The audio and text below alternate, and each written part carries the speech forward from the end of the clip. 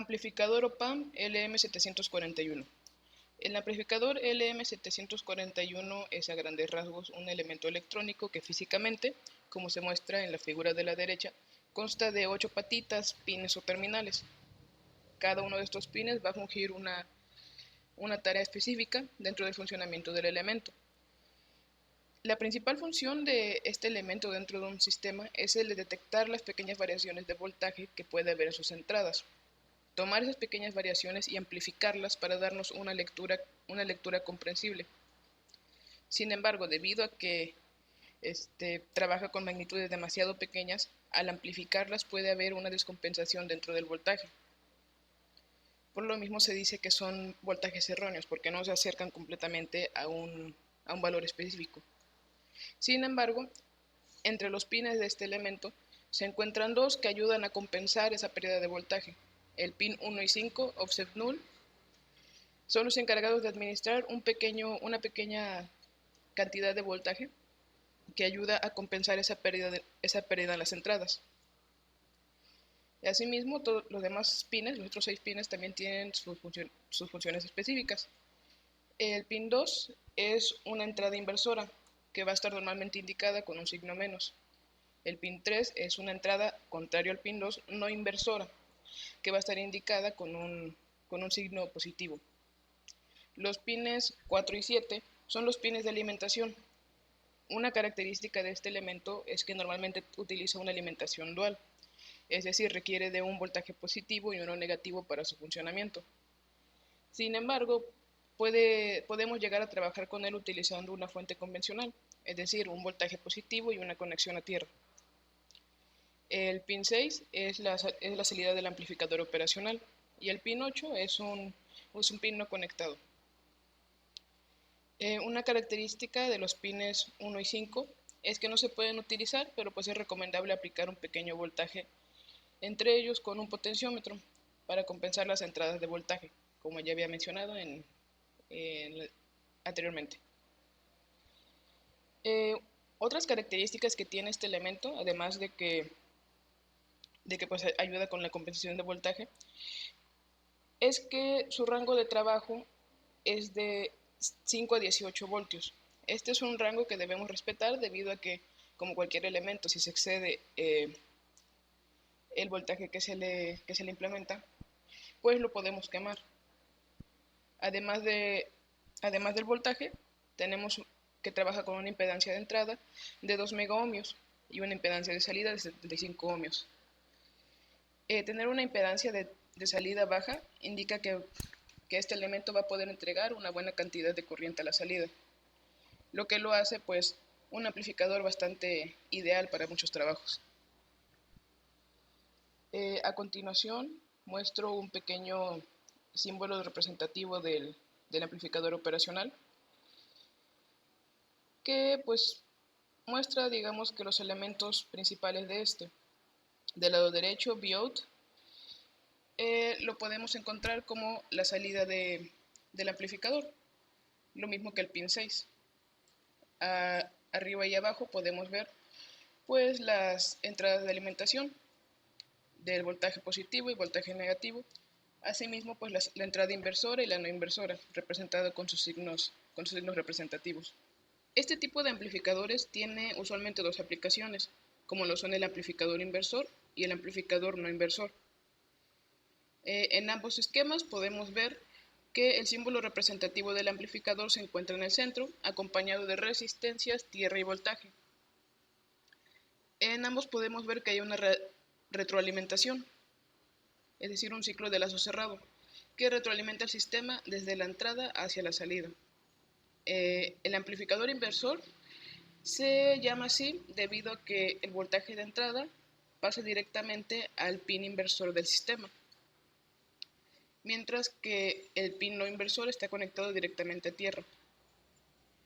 Además de las entradas, podemos ver que hay dos resistencias, la resistencia F o resistencia 2, que es la resistencia de retroalimentación, y la resistencia 1 o resistencia I, que pues es la resistencia que acompaña el voltaje de entrada. El amplificador inversor lo que tiene es que la frecuencia que va a entrar va a salir amplificada en la salida, pero de manera invertida. Supongamos, si vemos una tablita con una curvatura, en el amplificador inversor, la curvatura del lado de entrada va a entrar, supongamos, del lado positivo, y en la salida va a salir por el negativo, pero más amplificado. En el amplificador inversor es el mismo trabajo, sin embargo, en la entrada, a como entre el voltaje, va a salir con el mismo signo. Si entra positivo, va a salir positivo, pero amplificado. Podemos ver que la salida se sigue retroalimentando en la entrada, pero pues la señal de entrada ingresa directamente al pin no inversor, mientras que el inversor está conectado a resistencia hacia tierra. Este sistema sigue retroalimentando, pero ya no se retroalimenta a la entrada, sino a la conexión a tierra. En la siguiente pantalla les estaré mostrando el diagrama del amplificador inversor realizado en el programa de simulación Proteus. Como tal, para la realización de este diagrama del amplificador inversor utilizamos el amplificador LM741. Este lo podemos encontrar tal cual en las librerías, así como las resistencias. Vamos a utilizar dos resistencias: la resistencia 1, que es la resistencia de la entrada, y la resistencia 2, que es la resistencia de la salida. Utilizaremos dos entradas de voltaje para alimentar al amplificador, cada uno con un voltaje de -9 para la entrada negativa y de 9 para la entrada positiva. Además de esto, utilizaremos una función seno. Esta función, al igual que las entradas de alimentación, se pueden encontrar en la pestaña de generadores. DC para las entradas de alimentación, y la función seno, sin, pues como tal para que esta magnitud sea la que entre a nuestro amplificador. A esto le cambiamos un poco las características que vienen por defecto, cambiando la frecuencia del timing a 80, para que se nos muestre pues una gráfica que sea notable. Además de esto, utilizamos una tierra, que esta la podemos encontrar aquí en terminales, ground, y un osciloscopio, lo podemos encontrar aquí en Instruments. El osciloscopio nos va a ayudar a ver de mejor manera el funcionamiento de este diagrama. Como sabemos, el amplificador inversor va a hacer que aquella función que esté entrando a su núcleo la va a invertir. Es decir, el valor que tengamos acá, supongamos que sea positivo, va a salir con una amplitud mayor pero negativa. Eso lo podemos ver aquí. Al correr el programa se nos muestra una gráfica. Aquí se nos muestra la magnitud de entrada. Como podemos ver, su amplitud mayor está hacia arriba y la menor hacia abajo. Al contrario, la salida del amplificador, su primera magnitud mayor está hacia abajo y la segunda hacia arriba, invertidamente a la magnitud de entrada. Esto es a grandes rasgos el funcionamiento del amplificador inversor. La señal de entrada la va a amplificar y le va a invertir su magnitud. Lo mismo sucede con el diagrama del amplificador no inversor. Los elementos de este amplificador son los mismos que con el amplificador inversor, simplemente las conexiones son lo que varían. Como pudimos observar en el diagrama del amplificador inversor, la función seno estaba hacia la entrada, pero en la función inversora, que es aquí en la parte negativa. Aquí está conectado hacia la positiva y sin una resistencia de entrada. Ambas resistencias están conectadas a la retroalimentación. La resistencia 1 en la retroalimentación desde la entrada, y la resistencia 2 está conectada igual a la retroalimentación, pero conectado también a tierra, aterrizada esta resistencia. El osciloscopio nos va a mostrar el funcionamiento de este amplificador. Como podemos ver, hay una amplitud de entrada y una de salida. Podemos ver que ambas llevan la misma dirección. Tal y como entra, sale con esa misma dirección, pero con una magnitud mayor debido a la amplificación que sufrió al pasar por el centro del núcleo. Amplificador integrador OPAMP LM741. El amplificador integrador, al igual que lo son los amplificadores inversor y no inversor, pues son componentes de un circuito analógico que va a tener una cierta aplicación matemática dentro de los sistemas de control. La estructura de un amplificador operacional integrador va a consistir pues en un capacitor de retroalimentación conectado a la salida y a la entrada inversora de una manera bastante similar a como podemos ver las conexiones de un amplificador inversor. Adicionalmente a esto, pues se tiene una fuente de voltaje que va a alimentar su terminal inversora a través de una resistencia y va a haber un cortocircuito que va desde la terminal no inversora al nodo común. Podemos observar en el diagrama en pantalla que va a haber un capacitor y una resistencia conectados en paralelo. Asimismo, pues está una resistencia ecualizadora en la entrada no inversora para aterrizar el circuito a tierra. El amplificador integrador va a estar regido más que nada por un cierto principio. Si llegamos a meter una señal cuadrada dentro del amplificador integrador, este va a saber cómo obtener una señal triangular. El principio de ecuación por el que está regido dice que como la tensión de entrada es constante, la tensión de salida va a ser menos la tensión de entrada menos el RC por T, resolviendo la integral más la tensión de salida en un instante inicial, la famosa constante de integración.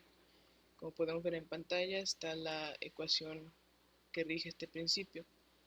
Dice que la entrada de salida va a ser igual a menos 1 sobre R por C, que es la resistencia por la capacitancia, por la integral resuelta del voltaje de entrada.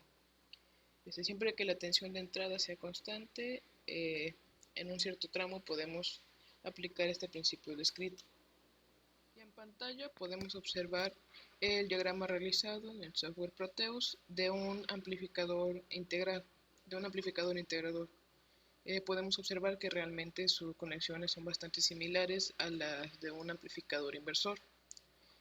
Simplemente este tiene dos conexiones a tierra. El amplificador inversor tiene solamente una. Tenemos igual una entrada senoidal con una frecuencia de 80. Tenemos dos entradas de voltaje, un voltaje positivo y uno negativo, ambos de 9 volts. Tenemos la conexión en paralelo de la resistencia 1 con el capacitor, la resistencia 2 que va con el aterrizaje a tierra del circuito, y tenemos el osciloscopio que va a ser el que nos mostrará el comportamiento de las gráficas, el comportamiento de los valores. Al correr el programa podemos observar en este caso una entrada triangular que pues pasa a ser una salida cuadrada, amplificada igual, pero pues una entrada cuadrada al final de cuentas. Si ingresáramos un valor cuadrático, como se había descrito en el funcionamiento del amplificador integrador, pues nos daría una señal triangular. Si le diéramos una señal cuadrada, nos daría una señal triangular. Aquí, como le estamos dando una señal triangular, nos está dando una señal cuadrada, resultado de la integración que realiza el sistema.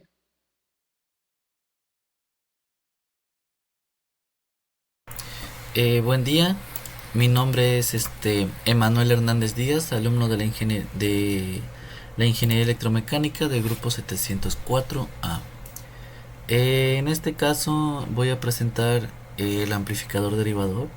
Este mismo está realizado en el software Proteus 8 Profesional. En la esquina superior izquierda se nota el nombre, por si alguien gusta descargarlo y realizar este circuito para la comprobación del mismo. En este caso estoy ocupando este aparato que es un amplificador se denomina LM741.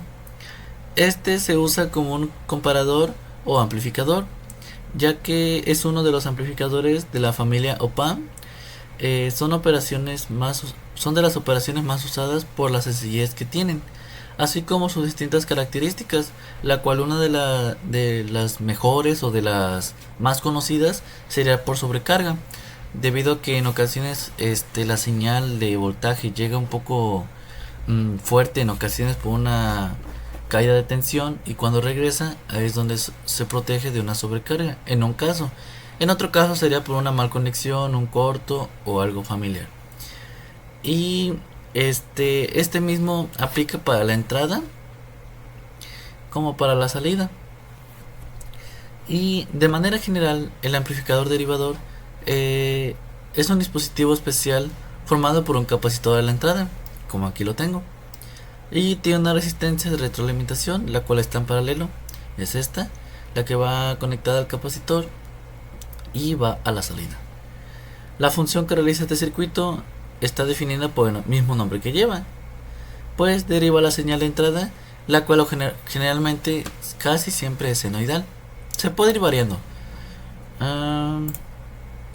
Hay de pulso también, se puede colocar. Si hacemos incidir una onda senoidal a este circuito, lo que nos va a presentar a la salida es una onda cosenoidal de magnitud positiva. Aquí mismo he conectado un osciloscopio, el cual el punto A va conectada a la entrada entre la entrada de señal y el capacitor, y en el punto B va conectada a la salida entre el punto 6 del LM741 y esta resistencia. Viendo el diagrama en el osciloscopio, esta línea amarilla es la de la entrada y esta es la de la salida. Esta de la salida es cosenoidal a esta. Esta es perdón. Y lo que hay que tomar en cuenta en este circuito es el valor de la frecuencia a la que se está operando, por lo que arrojaron resultados prácticos, y se puede decir que este circuito opera normalmente en bajas frecuencias. Aquí algo que sí quiero destacar es que dependiendo de los valores que le pongas a esta resistencia y a esta otra y al capacitor mismo, es como te va a variar la señal de salida en las ondas. Va a variar un poco más, un poco menos. Asimismo también si se llegara a ocupar una salida de pulso. Bueno, de manera general eso es todo. Es algo sencillo, es algo práctico. Nos vemos hasta la próxima. Un saludo.